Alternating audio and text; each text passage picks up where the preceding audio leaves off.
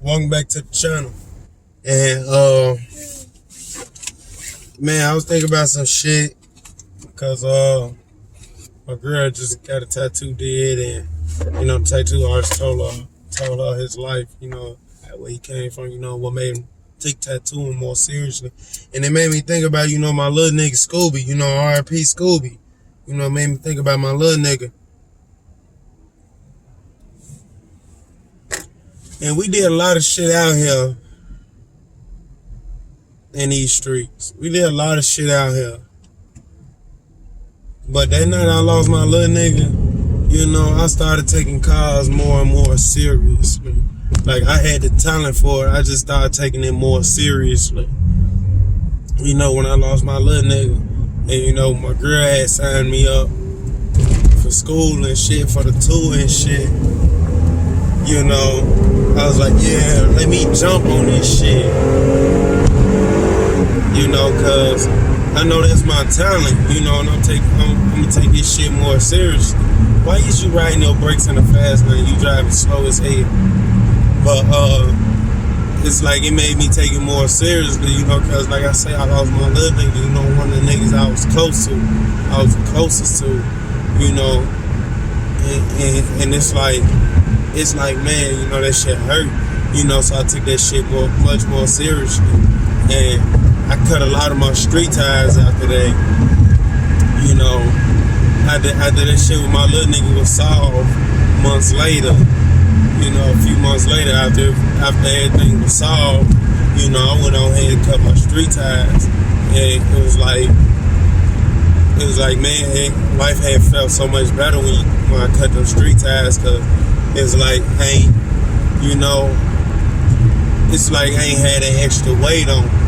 And it's like, it's just like you be ready to get down, but at the same time, like sometimes you gotta chill, and that's what I did. I chilled.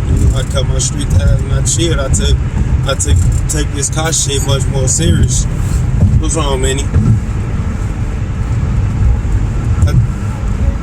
I took this car shit much more seriously, and you okay, baby? I'm not gonna say the things that we did, cause I plead the fifth, so I don't know what you're talking about. But we did a lot of shit out here. It's a lot of shit my girl don't even know. Some shit she know about, some shit she don't know about. And it's like, I cut them street ties. I can still call on them little niggas if I have to, but going out kicking it with them, being on that shit. Nah, I ain't with that. I done did that shit already. That shit don't excite me no more.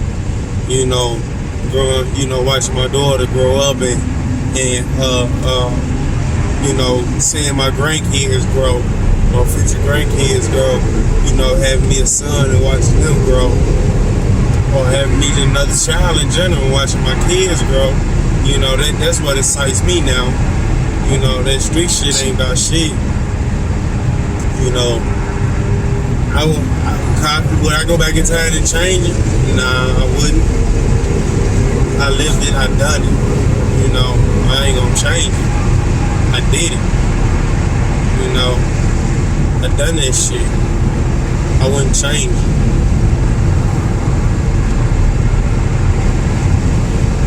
I'll just fast lane driving slow. But I wouldn't change that for nothing in the world.